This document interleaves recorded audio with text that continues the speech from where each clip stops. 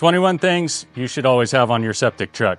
Most importantly, some gloves. Whether they be nitrile gloves like this or some leather work gloves for when you're digging, those things are important. You're also going to want to make sure you have your shovel, your probe, and your digging bar.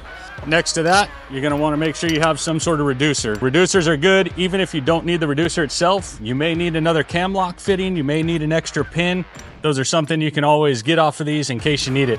The other thing that I like to keep is you're always going to want to make sure you keep a gasket, whether 3, 4, 6, make sure you have at least one of every fitting that you have on your truck inside. I like to keep a little brake parts cleaner. You never know when you might need to clean that sight glass. It's also good to keep another sight glass, another 5-inch gasket for that. And I like to keep another puck and another wing nut for that, just in case you lose one or have an issue along the way. I also recommend keeping a first aid kit. May not be recommended, but I always prefer to have it on there. You never know when you might cut a finger digging or probing around. And on top of your hands, you always want to make sure you have some sort of disinfectant wipe or maybe a hand sanitizer in the truck. I like to use a little bit of Fast Orange for cleaning my hands.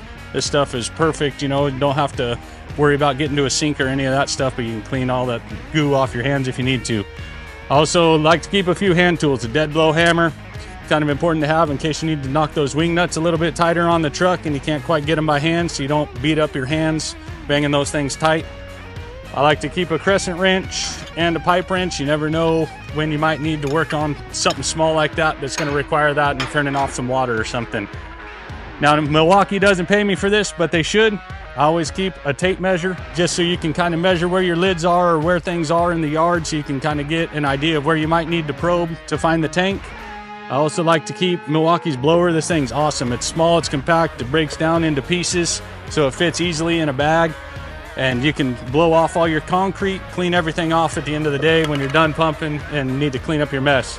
The other thing I like is to keep a Sawzall on there and keep the extra blades that go with it, just because you never know when those tree roots are going to get in the way. You never know when irrigation guys are going to run it over the top of the tank like they did in my house, and I'll show you that in another video. I'll show you how my lid was covered up in the flower beds by irrigation lines and roots going into my tank. I also like to keep a few extra batteries for these, just in case you forgot to charge them the day before or something. You always have a few extras in the truck, so you have them. And I think broom is very important to keep. Want to make sure you have some sort of broom on that truck, cleaning up after yourself, making the customer happy. And I think last but not least, I like to carry everything in a bag and make sure that that fits inside the cab with me, so that I don't have to worry about it out in the elements. Or you can put everything in your toolbox inside this and make sure it's not banging around and things getting lost. If you're looking for a starter kit like this, visit us at Septic Truck Solutions. We sell these starter kits. Or if you're looking for the list of all the components I just went through, we'll list those as well on the website.